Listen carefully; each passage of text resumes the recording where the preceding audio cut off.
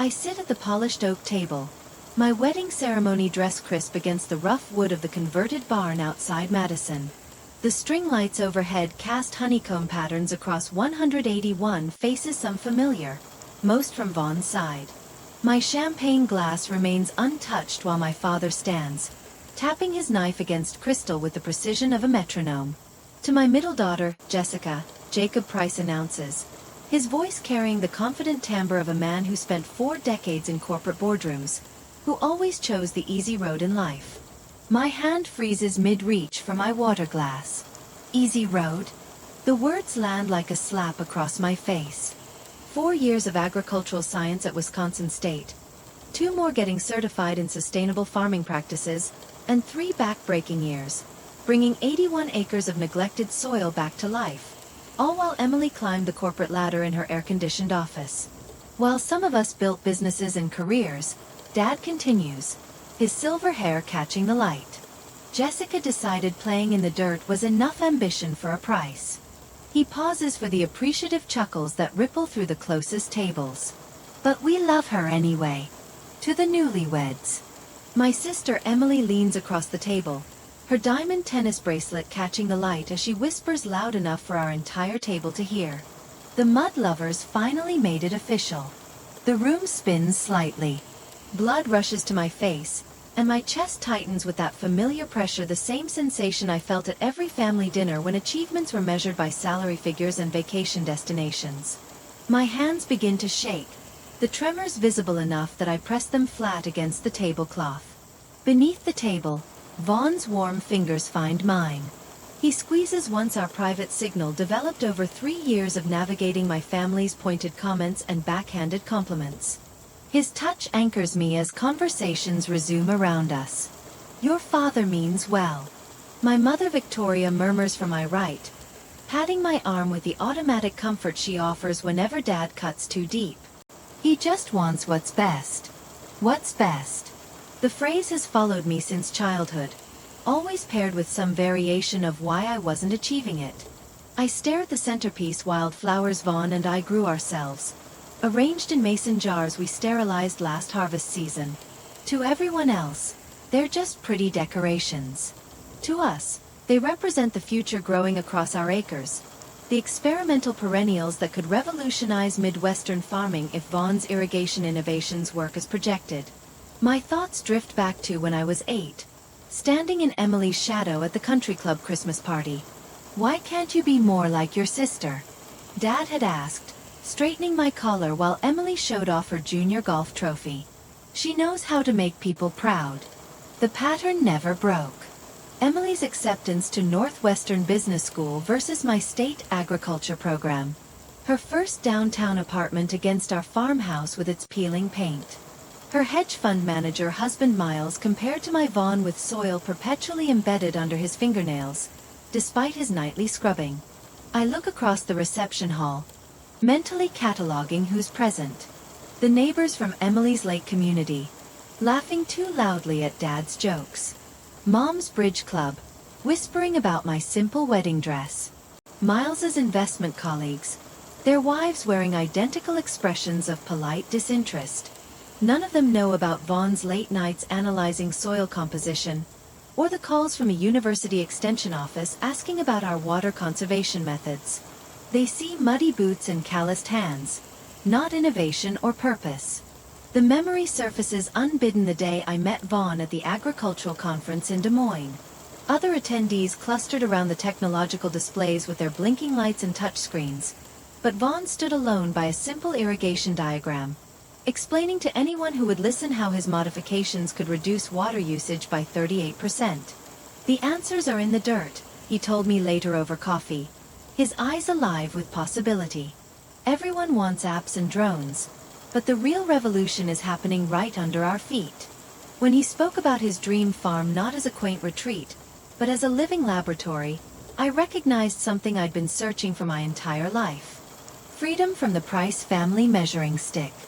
Our farm isn't just acreage and crops, it's independence. Validation that success doesn't require corner offices or luxury cars. I straighten my spine and stand, champagne glass in hand. Conversations fade as heads turn toward the bride unexpectedly rising. I want to thank everyone for coming. I begin, my voice steadier than I feel. Especially those who've supported us during the tough seasons, both in farming and in life. I look directly at Dad, whose expression shifts from comfortable authority to wary alertness. When times get tough, what matters is who actually stands beside you.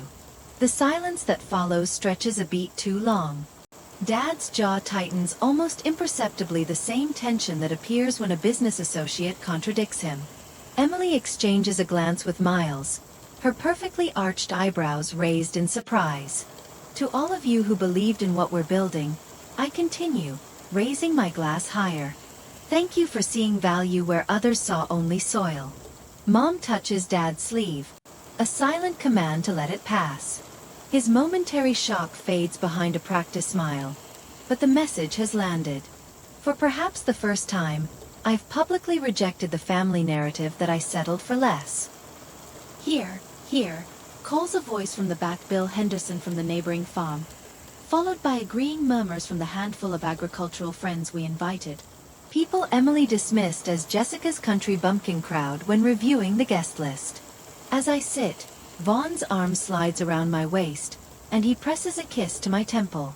Proud of you, he whispers against my hair. The simple words fill a space inside me that my family's approval never could.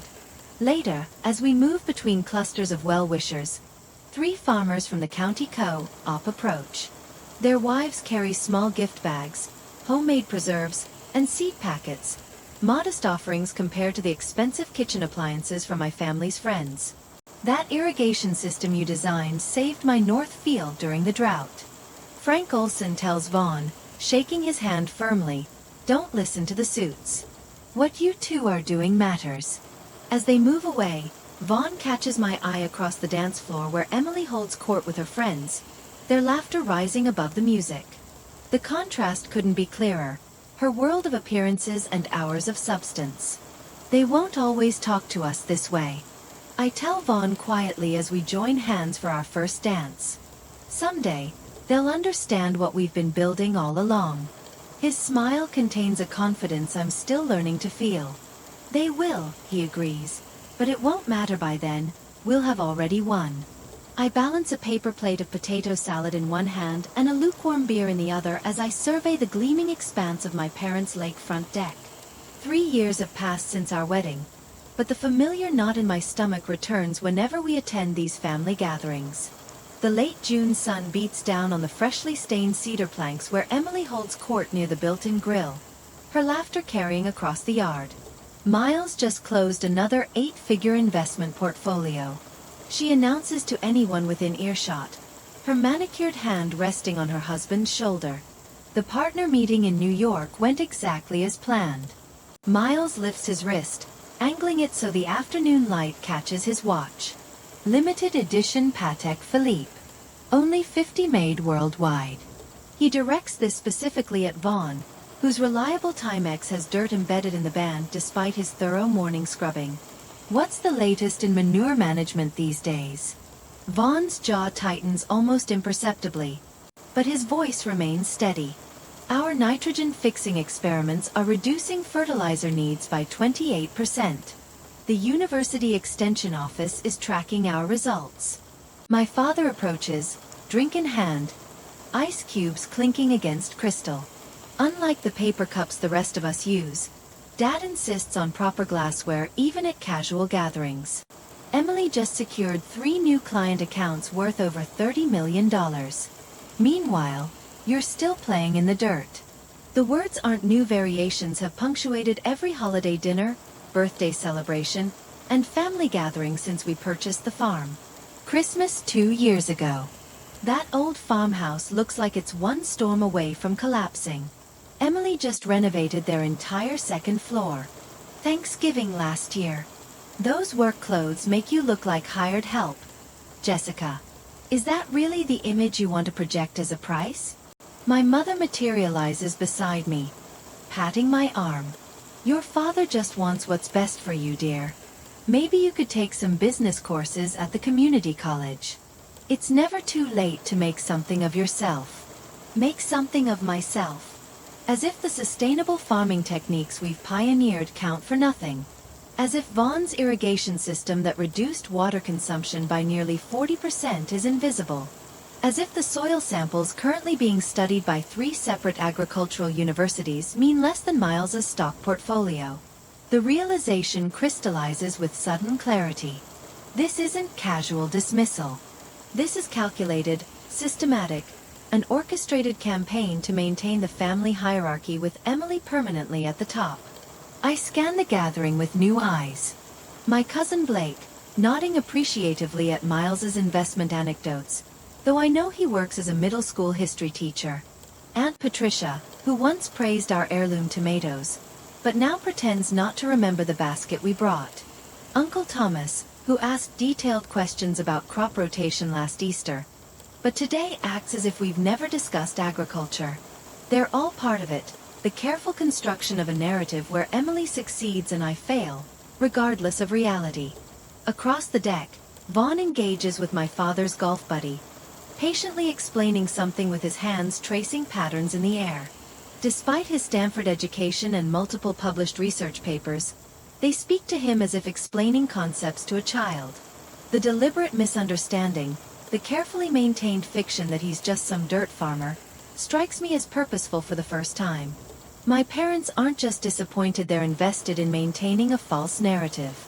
I watch Emily maneuver through the crowd, strategically mentioning their Cape Cod vacation home within earshot of my mother, noting how Mom straightens with pride. When conversation turns to sustainable agriculture, Emily smoothly redirects to Miles's recent yacht purchase. The pattern is so obvious now I can't believe I never saw it clearly before. A tap on my shoulder interrupts my thoughts. Celeste, my younger sister, stands behind me, her expression uncharacteristically serious. At almost 28, she's usually the family mediator, carefully neutral in the ongoing Cold War between Emily and me. I need to tell you something, she whispers, glancing toward the house. Inside now. In the cool silence of the kitchen, Celeste pulls the sliding door closed behind us. Miles has made some catastrophic investment mistakes, she says without preamble, voice barely audible. I overheard him arguing with Emily last night.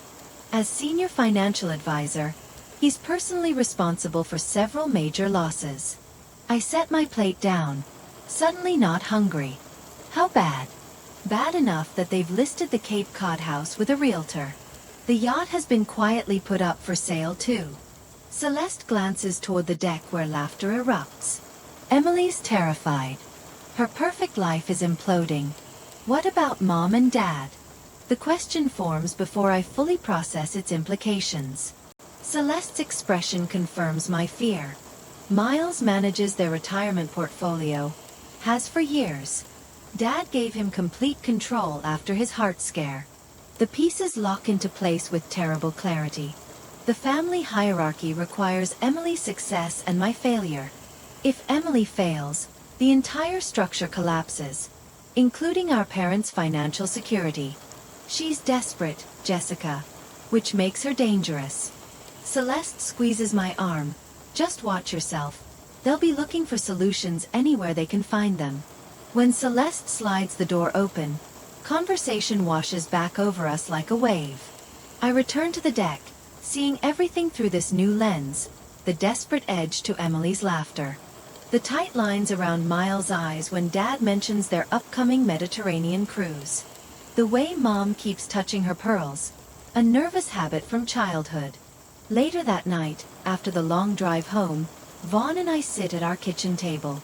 The old wood bears the marks of countless meals and late-night conversations, its surface worn smooth by our hands. You saw it too, he says, not a question but a confirmation. I nod, tracing a groove in the table. They've always been dismissive, but it's more than that. It's strategic. They need to see us fail to maintain their world. Devon. Vaughn's fingers find mine, warm and solid. What do you think they'll do now that their perfect world is cracking? My phone buzzes with a text from Celeste. I'll keep you informed about any family financial discussions. They don't pay attention to me. I show Vaughn the message. We stay dignified but vigilant. No rushing in to rescue or confront. Agreed. His calm confidence suggests resources beyond what my family realizes. We've built something real here, Jessica. Something that matters. Outside our kitchen window, moonlight bathes the experimental fields where tomorrow's crops grow in carefully monitored conditions. What my family dismisses as worthless dirt may be the only solid ground any of us have left. I balance a plate of deviled eggs in one hand and a glass of lemonade in the other as I navigate through Celeste's birthday gathering a month later. The celebration feels different this year, more restrained, with fewer imported cheeses on the charcuterie board and only domestic champagne chilling in the ice bucket. The Price family tradition of extravagant parties hasn't disappeared entirely, but the edges have frayed. Dad still wears his Brooks Brothers blazer, but it's last season's model. Mom's tennis bracelet catches the light, but her manicure shows signs of at-home application rather than her usual salon perfection. Did you hear about the Cape House? Did you hear about the Cape House?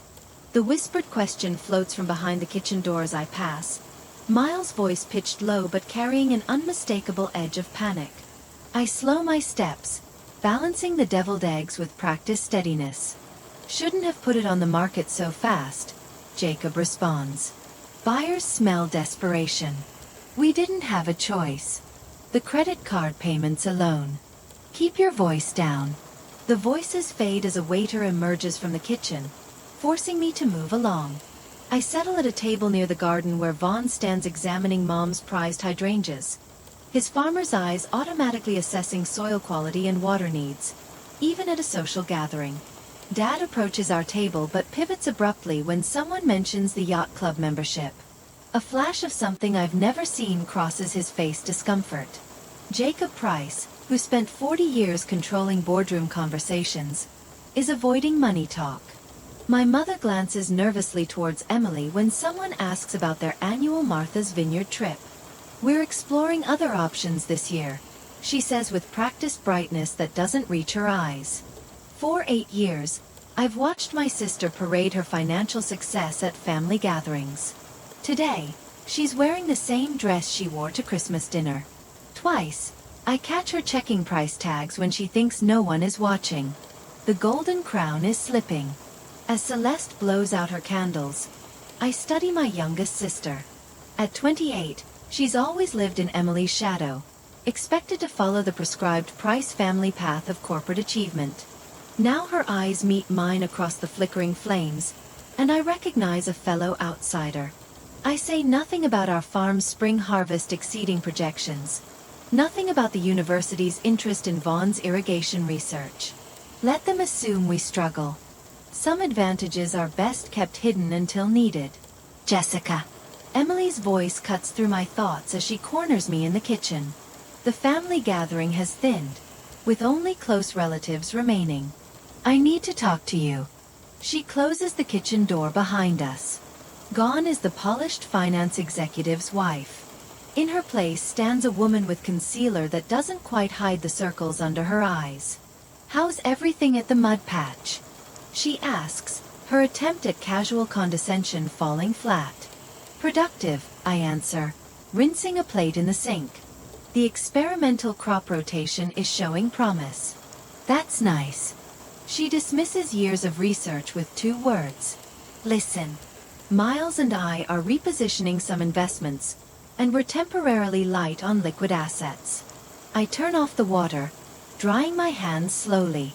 Repositioning? Her smile tightens. Just until the market rebounds.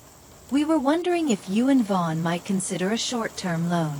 $20,000 would bridge things nicely. The request hangs between us like a physical object.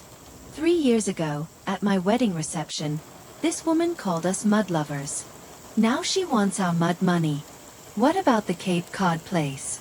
I ask, knowing the answer. Color floods her cheeks. We've had to list it.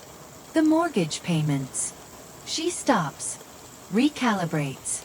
We've been carrying them on credit while some investments mature. I lean against the counter. We're investing everything back into our business right now. Business? Her laugh comes quick and sharp. It's a farm, Jessica. Not a hedge fund. This is family. Yes, I agree. Family. The same family that spent years telling me I made the wrong choices.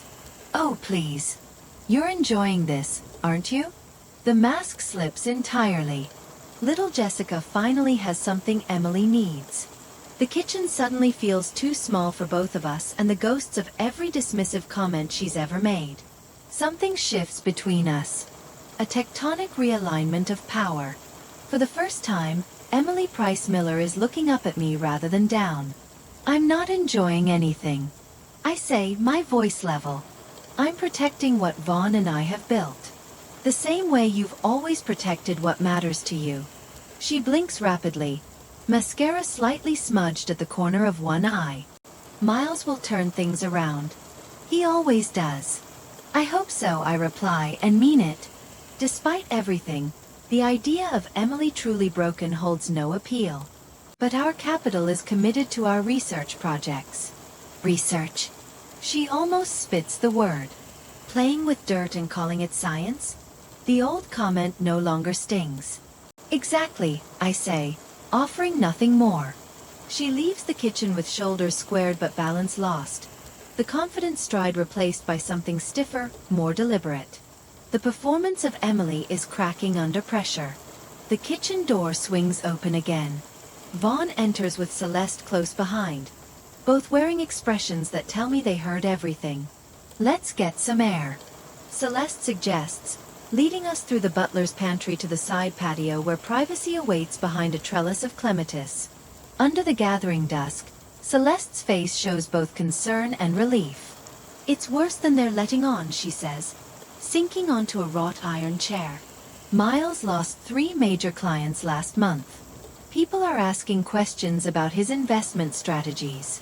Questioning Miles is practically blasphemy in this family. I observe, watching a pair of goldfinches squabble at the feeder.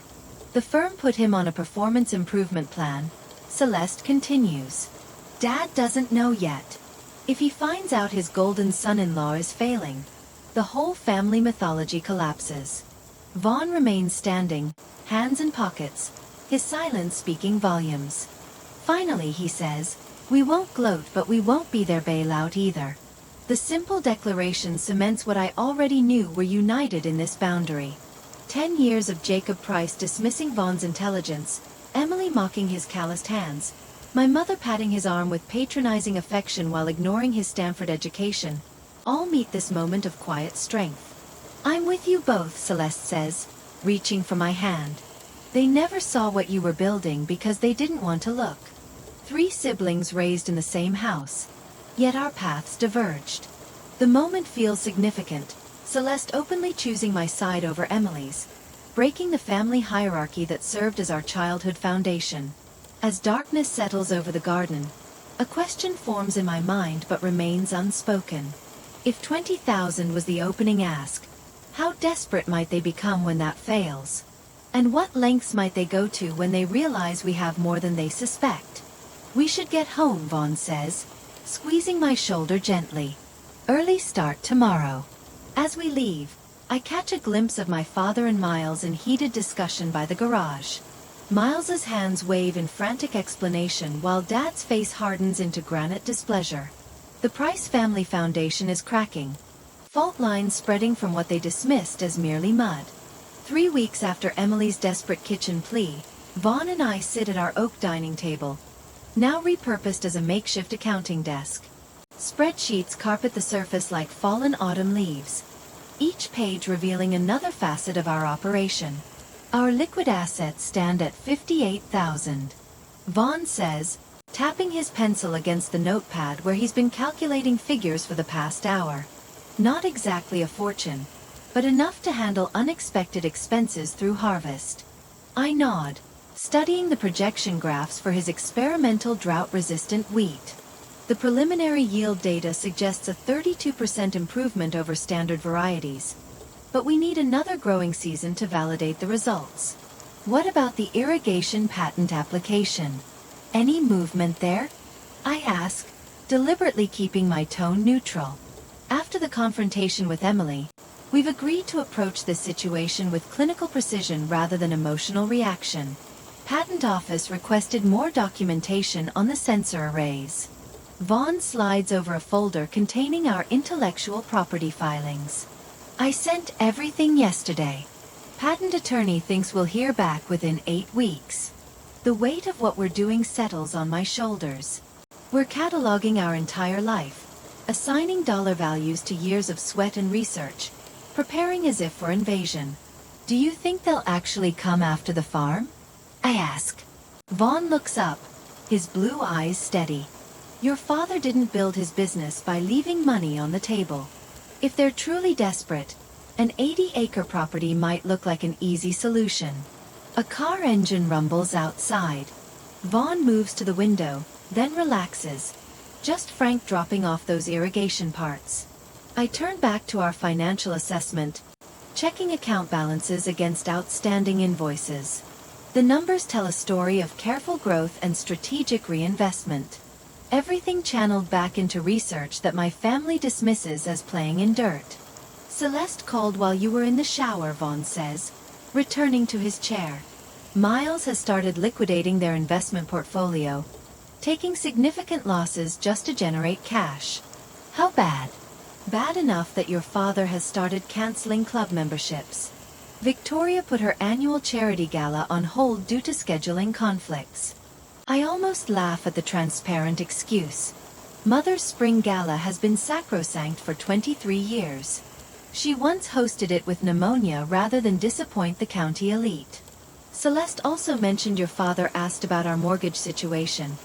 Wanted to know if we owned the property outright or were still making payments. My stomach tightens. That's not casual conversation. No, Vaughn agrees, shuffling papers into organized stacks. It's reconnaissance. We work methodically through the afternoon, documenting every aspect of our operation. Vaughn contacts the agricultural attorney who structured our business, confirming our protection against external claims.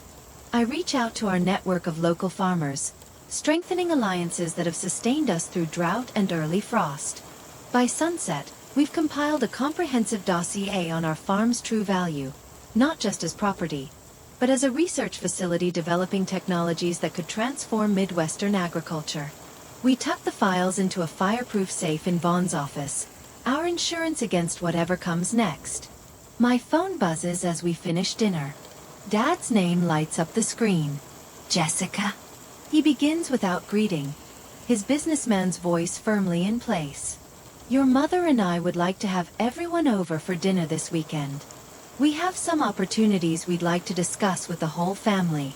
The formality in his tone sends warning signals flashing across my consciousness. This isn't a casual family gathering. What kind of opportunities? I ask, keeping my voice even while my heart accelerates. Just some options we're exploring. Nothing specific yet. The practiced casualness sounds rehearsed. Saturday at 7. Bring that husband of yours. The call ends before I can respond. Vaughn watches me set the phone down, reading my expression with the practiced ease of someone who has navigated my family dynamics alongside me for years. They want us for dinner Saturday. Dad mentioned opportunities they want to discuss. Vaughn raises an eyebrow. That's faster than I expected. Should we just help them and end this? The question slips out before I can stop it. The product of 32 years of conditioned response to family expectations. Vaughn takes my hand, his callous thumb tracing my knuckles. Remember Thanksgiving 3 years ago, when your father called our research a waste of good farmland? Or your birthday last year, when Emily asked if we qualified for food stamps yet? The memories flood back, each one a small cut that never fully healed. They've had countless opportunities to respect what we're building. Vaughn continues. They chose mockery instead. Now they need something, and suddenly we're worth a dinner invitation. The anger I've suppressed for weeks flares hot in my chest. Not the uncontrolled rage of a temper tantrum, but the focused heat of a blowtorch, precise and powerful. Saturday should be interesting, I say, reaching for my phone to accept the invitation. 2 days later, The evening sun casts long shadows across our kitchen as Vaughn spreads documents across the worn oak table. His fingers, still carrying traces of soil despite scrubbing, tap methodically against a leather portfolio I've never seen before. "There's something I need to show you," he says, his voice steady but eyes watchful. "Something I should have shared earlier." My stomach tightens. After Celeste's warnings about family interference, more surprises feel dangerous. "What is it?" He pulls out university letterhead, first Stanford, not Wisconsin State. My doctorate wasn't in basic irrigation. It was advanced algorithmic modeling for climate-adaptive agriculture. The room seems to tilt slightly. "Stanford? But you said I wanted to be valued for what I do, not credentials." He meets my eyes directly. "That first conference in Des Moines? I'd already filed 3 patents on precision soil monitoring systems."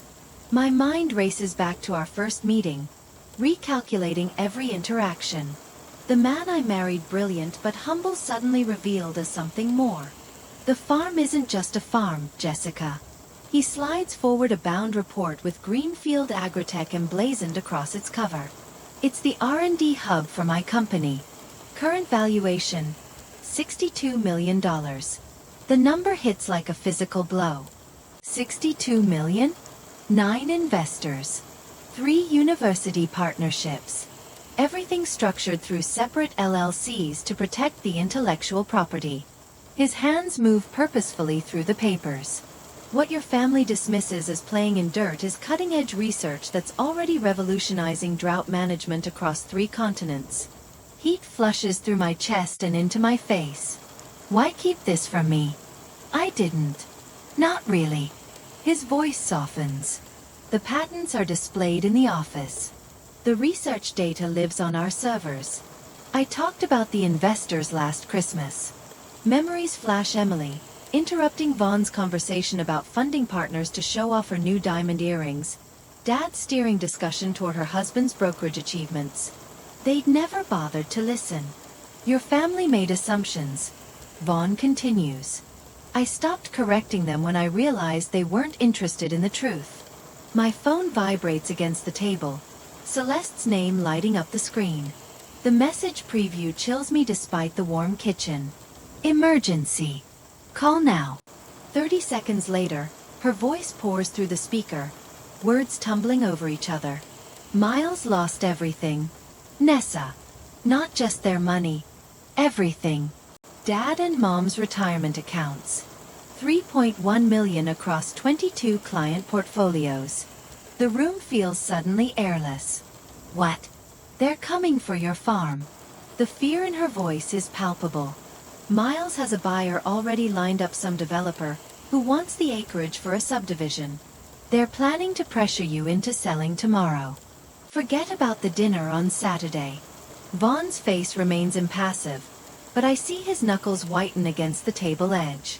Miles keeps saying it's worth $1 million at most. Celeste continues. "They're bringing paperwork for immediate signatures. Dad's talking about knocking sense into you both." After disconnecting, silence fills our kitchen. The magnitude of tomorrow's confrontation settles between us like a physical presence. "They think we're desperate enough to grab any lifeline," Vaughn says, finally, gathering the documents. "They've always seen you as the weak link, easily manipulated by family obligation." The familiar burning starts behind my eyes, but it's not sadness anymore, it's rage. For every dismissive comment at family gatherings, for the patronizing smiles when we mentioned crop innovations, for the lifetime of being valued less. "What's our strategy?" I ask, throat tight.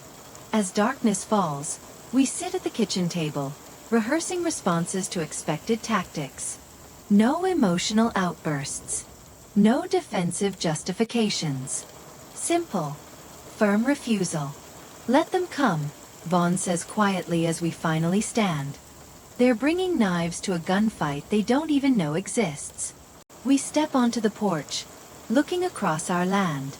Moonlight silvers the experimental field's drought-resistant wheat variants on the west acre, soil, regenerating legumes to the north, Automated irrigation channels cutting precise lines through the darkness. This land isn't dirt. It's the future. And tomorrow, my family will finally understand exactly what they've been dismissing all these years. The next day, the tires of 3 vehicles crunch against our gravel driveway just after 9. Through the kitchen window, I watch Emily emerge from a sleek black Mercedes, her cream-colored pantsuit immaculate despite the dust swirling around the cars. Miles follows in his typical Wall Street uniform charcoal suit, power tie, leather briefcase that probably costs more than our monthly grocery budget. "Company's here early?" Vaughn says, drying his hands on a dish towel. After Celeste's warning call last night, we'd spent hours preparing documents, reviewing financials, and practicing our responses. What we hadn't expected was the additional 3 people exiting a Lexus SUV, a balding man clutching a leather portfolio, a woman in a pinstripe skirt suit, and another man furiously typing on his phone. I recognized the tactic immediately. When Dad wanted to close a reluctant client, he'd bring unexpected reinforcements, create the impression of inevitability. The knot in my stomach tightens as I count the players. 5 against 2. "Look at this place," Emily announces as soon as I open the door, her voice carrying the forced cheerfulness she reserves for situations she's determined to control. "So rustic. Perfect day for a visit, right?" Before I can answer, Miles steps forward, hand extended toward Vaughn. "Hope you don't mind the surprise drop-in. We were showing Peter some properties in the area and thought, why not include the farm?" Peter, the balding man, nods professionally while scanning our living room with the calculated assessment of someone mentally assigning dollar values to everything he sees. "Peter Donovan, Heartland Investment Group," he says, not bothering to wait for introductions. "Beautiful property you have. Excellent road access. Perfect elevation." The woman steps forward. Marjorie Winters, real estate broker. Her smile doesn't reach her eyes. Just here to answer any questions. The third man finally pockets his phone. Jim Barker, financial aid to Mr. Donovan. My throat constricts as I watch this carefully orchestrated play unfold in our living room. Vaughn catches my eye, his expression neutral but alert like a chess player recognizing a familiar opening gambit. "We weren't expecting company," I say, the words feeling inadequate against the invasion. "Especially not a broker and investment team." Emily laughs, the sound brittle. "Oh, don't be so suspicious. Peter was looking at properties. We mentioned your place, and he got interested." She perches on our sofa without invitation. "Isn't that wonderful?" Miles spreads documents across our coffee table with practiced efficiency. "Here's the thing, Peter's been looking for agricultural land for a managed investment fund. When we described your situation, he saw the potential immediately." "Our situation?" Vaughn asks, his voice deliberately measured. "A young couple sitting on valuable acreage without the capital to maximize its potential," Peter explains, as though discussing an obvious business truth. "We're prepared to make this incredibly simple." Miles taps a document. "Cash buyer, ready to close fast. We've drafted a purchase agreement with a 15-day due diligence window practically unheard of in this market. We can have signatures tonight, full payment within days." Peter adds, leaning forward. "No complications. No contingencies." The audacity stuns me, momentarily speechless. They've arrived unannounced with paperwork already prepared, as though our agreement is a foregone conclusion. My palms begin to sweat, and I press them against my jeans. "We're trying to help you too," Emily says, her voice softening to the tone she uses when she wants something. "Miles has arranged positions for both of you at his firm, junior analysts to start, but with room for growth." She reaches for my hand, which I pull away. "Real careers, Jessica. Office with a view, company benefits, actual retirement plans." "It's just dirt, Jessica," Miles says, gesturing vaguely toward our kitchen window, where our experimental fields stretch toward the horizon. "This is $1 million we're talking about. $1 million for dirt. The words land like a physical blow. Just dirt. 3 years of soil analysis, irrigation innovations, and selective breeding reduced to just dirt. I open my mouth to object when our front door opens again, and my parents enter without knocking. Traffic was terrible coming from the lake, Dad announces, as though continuing a conversation already in progress. Mom follows, clutching her purse with white knuckles, eyes darting between Miles and Emily. The reinforcements have arrived, a united family front, 1.1 million, Peter suddenly announces, raising his voice over the commotion of my parents' arrival. I'm authorized to go that high today only. Cash. Immediate closing. Mom gasps. Over $1 million? For this? She looks around our modest farmhouse with fresh disbelief. Dad clasps his hands together. Now we're talking sense. Where do they sign? The air grows thick with expectation as every pair of eyes turns toward us. The pressure feels like a physical weight pressing against my chest. This is the moment they've been orchestrating, overwhelming us with bodies, voices, and expectations. Until resistance seems futile. Vaughn steps forward, hands relaxed at his sides. When he speaks, his voice carries none of the anger churning inside me, only calm professionalism that seems to bring the room to a standstill. Thank you for your interest, Mr. Donovan, but we're not selling our property. Peter blinks, momentarily derailed. Perhaps you don't understand. This offer exceeds market value by nearly 40%. Vaughn nods. I understand perfectly. We're currently conducting longitudinal studies on drought-resistant perennial grain crops with modified root structures. Our 3-year soil composition research has just begun to yield preliminary results that suggest significant advancements in water retention techniques. The room falls silent. I watch their faces register confusion as Vaughn speaks with the authoritative cadence of an expert rather than the grateful recipient of their generous rescue. You're turning down $1.1 million for farmland? Peter asks, genuine confusion replacing his salesman's confidence. This is a research facility, not just a traditional farm. I say, moving to stand beside Vaughn. While we appreciate your interest, we're not in the market to sell. Emily's perfect composure cracks. Research facility? It's a farm, with dirt and plants and tractors. Yes, Vaughn agrees pleasantly. Agricultural research requires all those things. Dad pushes forward. Now listen here. Your sister and Miles have gone to considerable trouble to arrange this opportunity. The very least you can do is sit down and discuss it properly. We have discussed it, I reply. The anger I've suppressed for years giving my voice unexpected strength. The answer is no. Miles attempts one final approach, his voice lowering to a conspiratorial tone. We can make this even easier. I have an escrow officer on standby to handle the paperwork today. You could have a cashier's check by Friday. Vaughn steps toward the door and opens it wide. I believe we've been clear about our position. Thank you for stopping by. The stunned silence that follows feels like a physical entity in our living room. One by one, the visitors gather their papers and move toward the door. Peter Donovan offers a business card that neither of us accepts. Marjorie and Jim follow without a word, their purpose rendered obsolete by our refusal. My parents linger, Dad's face flushing with a dangerous shade of red. You're making a tremendous mistake, he warns. That's our decision to make, I answer, holding the door wider. When the door finally closes behind them, the silence feels like oxygen rushing back into the room.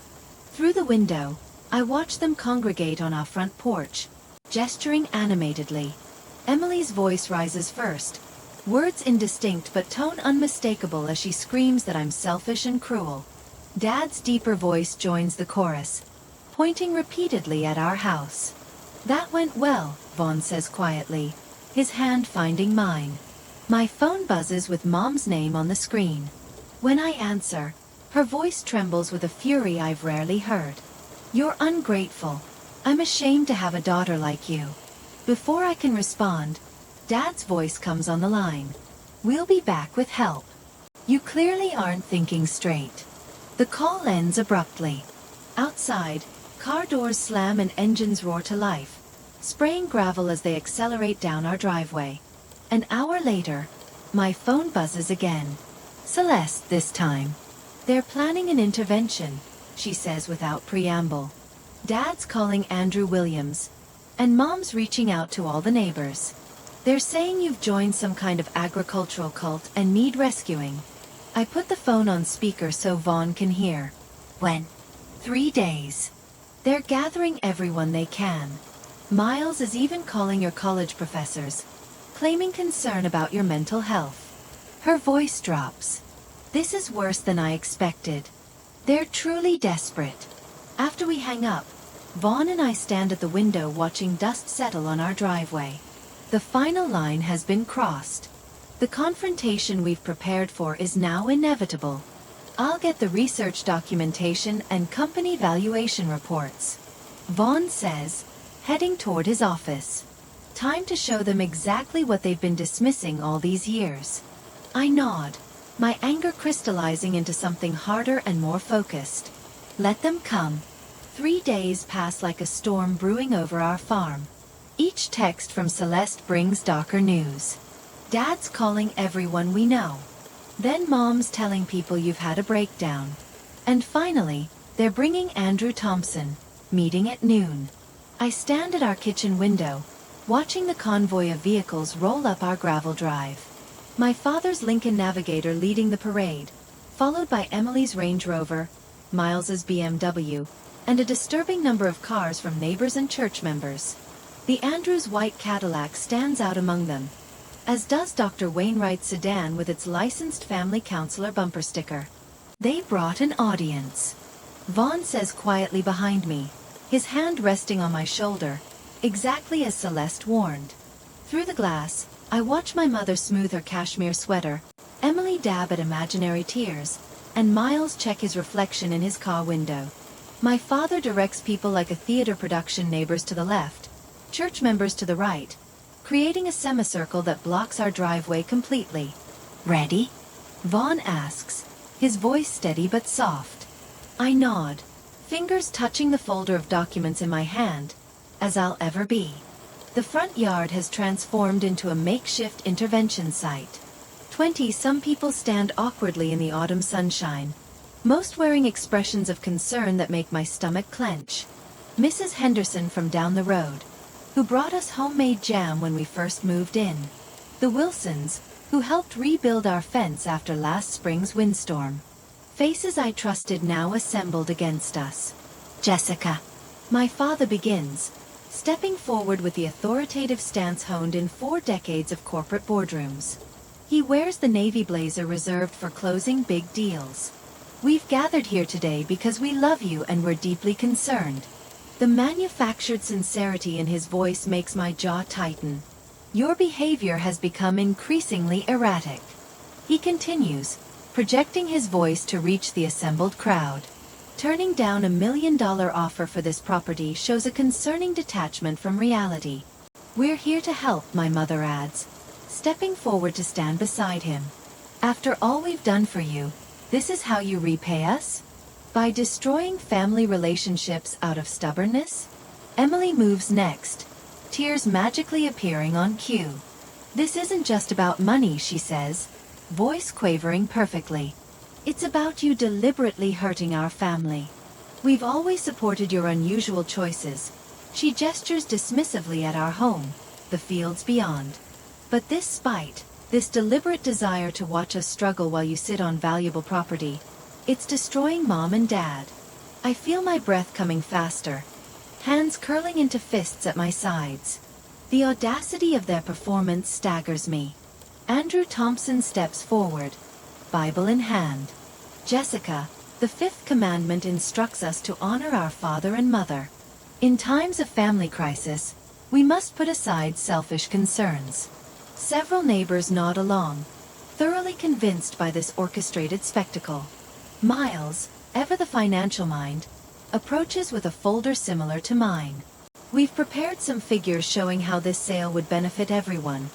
He explains in his most reasonable voice. Your parents would have financial security in their retirement. Emily and I could resolve some temporary cash flow issues. And you and Vaughn would have a substantial nest egg to start over somewhere more and suitable. Dr. Wainwright clears her throat. Sometimes our attachment to physical locations can become unhealthy coping mechanisms. A fresh start might help you establish more balanced family relationships. The strategic layering of their attack is almost impressive: religious obligation, psychological concern, financial practicality, all deployed before an audience chosen specifically to maximize social pressure. I open my mouth to respond, but Vaughn steps forward first, his hand briefly squeezing mine in passing. The gesture centers me instantly. Thank you all for coming. Vaughn begins, his voice carrying the composed authority I've heard only in his discussions with agricultural engineers. Your concern for Jessica and our well-being is appreciated, though I believe there's been some misunderstanding about our situation. He turns slightly, addressing the neighbors directly rather than my family. Andrew Thompson, Dr. Wainwright, I apologize that you've been brought here under false pretenses. My father's confident smile falters. Vaughn, this isn't productive. We're trying to. One moment. Jacob. Vaughn interrupts, polite but firm. He reaches for his tablet and walks toward the assembled group. I believe everyone here deserves the complete picture before offering judgment. He activates the screen, turning it toward the crowd. This is my doctoral degree in agricultural engineering from Stanford University. Next to it are the patents I hold on precision irrigation systems currently used in 4 countries. A murmur ripples through the onlookers. Andrew Thompson leans forward, adjusting his glasses. This farm isn't merely land growing conventional crops, Vaughn continues, swiping to new documents. It's the research headquarters of Greenfield Agritech, currently valued at $60 million, according to our last funding round. Mrs. Wilson audibly gasps. And this, he says, revealing the final document, is the approval letter for a federal research grant of $3.7 million to develop drought-resistant crop varieties that could revolutionize farming in drought-affected regions. The silence that follows hangs heavy as morning dew. Dr. Wainwright steps back, color rising in her face. I was told this was about a young couple refusing to help family during financial hardship. So was I, Andrew Thompson adds, turning toward my father with narrowed eyes. My father recovers quickly, stepping forward with a dismissive wave. Anyone can make up impressive-sounding numbers. The point remains that family obligations. The numbers aren't made up, Mr. Price. Mrs. Henderson interjects, stepping forward. My son works for the Department of Agriculture. He mentioned a major research grant going to a farm in our county. I had no idea it was Vaughn and Jessica's place. Jacob, Andrew Thompson says quietly.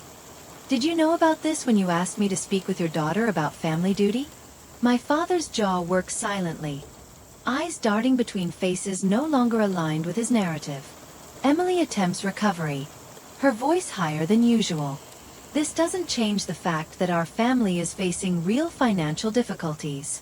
If anything, it means Jessica and Vaughn are even more capable of helping. Con side. January. It's time. I step forward, feeling a strange calm settle over me. For 32 years, I begin. I've listened to you dismiss my choices, belittle my dreams, and measure my worth against Emily's corporate achievements. At my wedding, Dad, you told everyone, I always chose the easy road in life. You called my agricultural science degree playing in dirt. My voice grows stronger with each word. Years of silent, hurt-finding release. This farm isn't just land. It's innovation that could help thousands of farmers survive climate change. It's research that matters, and it's ours built without a dollar of family support or a word of encouragement from any of you. The neighbors shift uncomfortably, many unable to meet my eyes as the truth of my family's treatment becomes clear. Miles steps forward, his sales persona instantly adjusting to the circumstances. Jessica, Vaughn, I had no idea about the scope of your operation. Perhaps we could discuss some mutually beneficial investment opportunities? My clients would be very interested in... No, Miles, I interrupt, finding words I never imagined saying. Keep your dignity. Know your limits. The finality in my voice silences him completely. Andrew Thompson clears his throat. I believe I've misunderstood the situation entirely. Jacob, Victoria, I think it would be best if everyone departed and gave Jessica and Vaughn some peace. But we haven't resolved anything. My mother protests, looking desperately around at the dissolving support. I believe we have, Dr. Wainwright says firmly. And I'll be sending you my standard consultation fee. Jacob. This was highly inappropriate. One by one, neighbors approach to offer awkward apologies. Mrs. Henderson squeezes my hand, whispering, I should have known better. I'm so sorry. Mr. Wilson tells Vaughn. You should have said something, son. We'd have stood with you from the start. My family stands stranded in our front yard, their audience evaporating as neighbors return to vehicles and drive away with backward glances. Celeste emerges from her car, where she had been waiting, watching. She walks directly to stand beside me and Vaughn, a clear declaration of allegiance. You should go, she tells our parents quietly. There's nothing more to accomplish here. Celeste, my mother gasps. You too? Me too, she confirms with quiet certainty. We watch as they retreat to their vehicles, defeated and exposed. My father's shoulders have lost their commanding posture. Emily can't meet anyone's eyes. Miles looks shell-shocked by the reversal of fortune. My mother pauses at her car door, looking back once with an expression I can't quite read before sliding into the passenger seat. As the last vehicle disappears down our driveway, Vaughn's arm slides around my waist. Celeste stands on my other side, her hand finding mine. It's really over, isn't it? I ask, watching dust settle on the empty drive. This part is, Vaughn answers, kissing my temple. What comes next is entirely up to us. For the first time since my wedding day, I feel the weight of their expectations fall away completely. The farm stretches before us, bathed in autumn sunlight, not dirt but possibility, not mud but gold. The morning after our victory, I stand on the porch steps, watching an unfamiliar government vehicle roll up our gravel driveway. Dew still clings to the experimental wheat field beyond the barn, catching sunlight like scattered diamonds.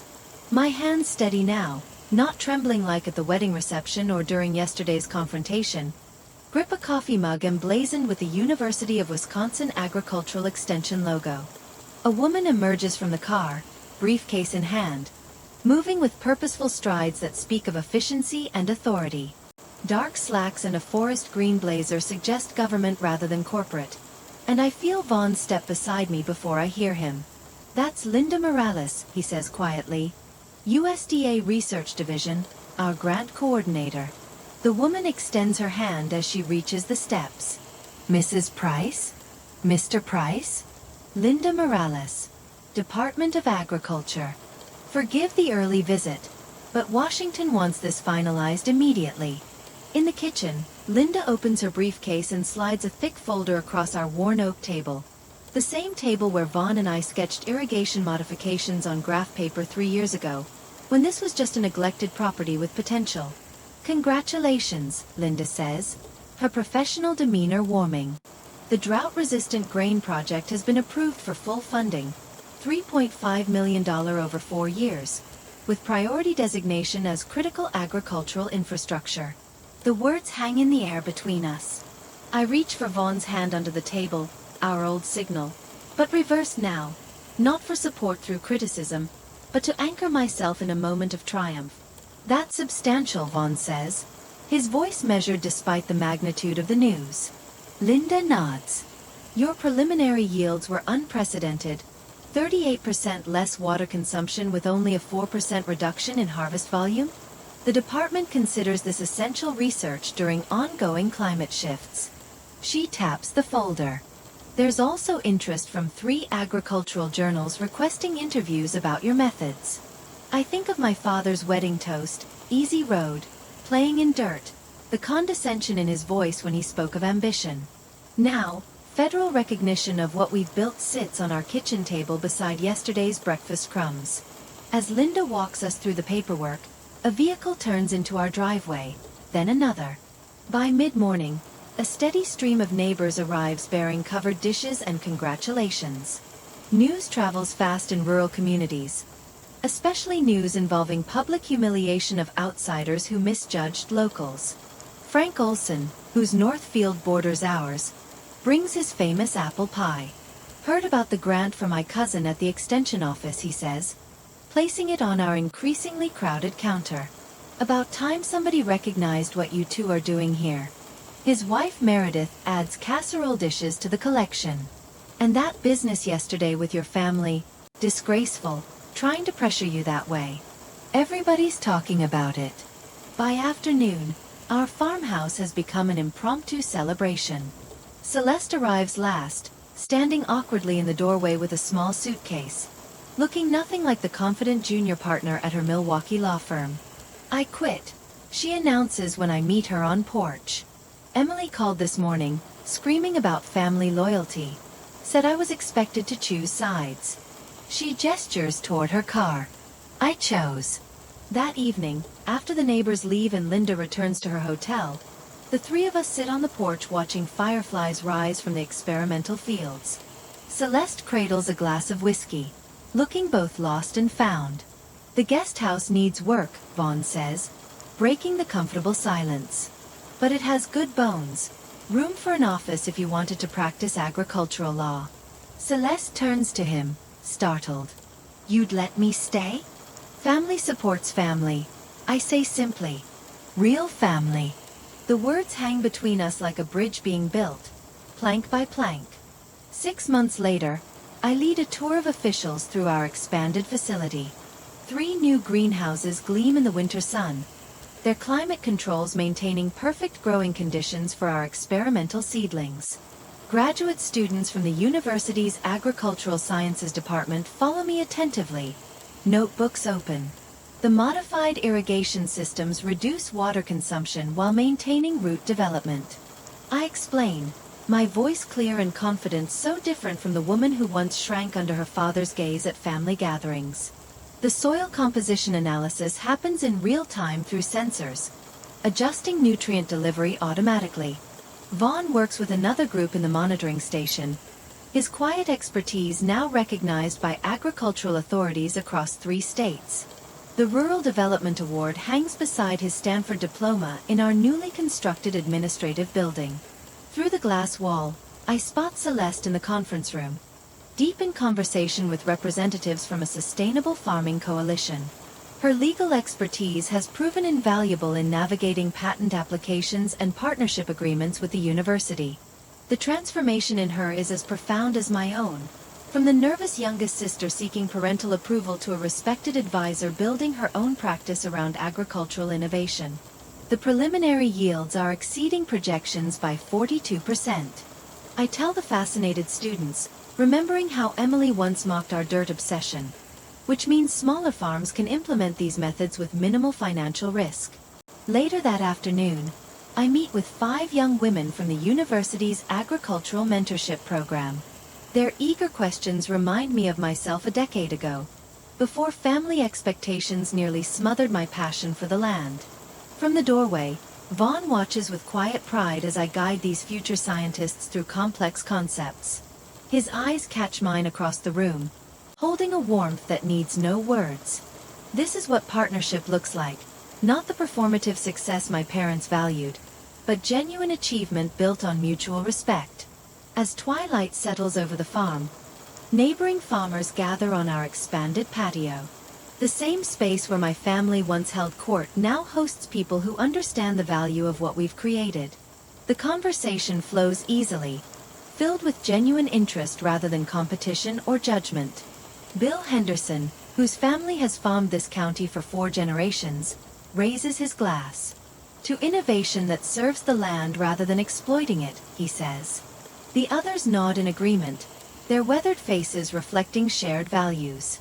Celeste appears at my elbow, holding an envelope. "This came today," she says quietly, handing me a letter with a Tampa, Florida postmark. Inside, Emily's precise handwriting informs us that the family has relocated. Miles has taken an entry-level position with a regional investment firm. Their new house is modest but suitable.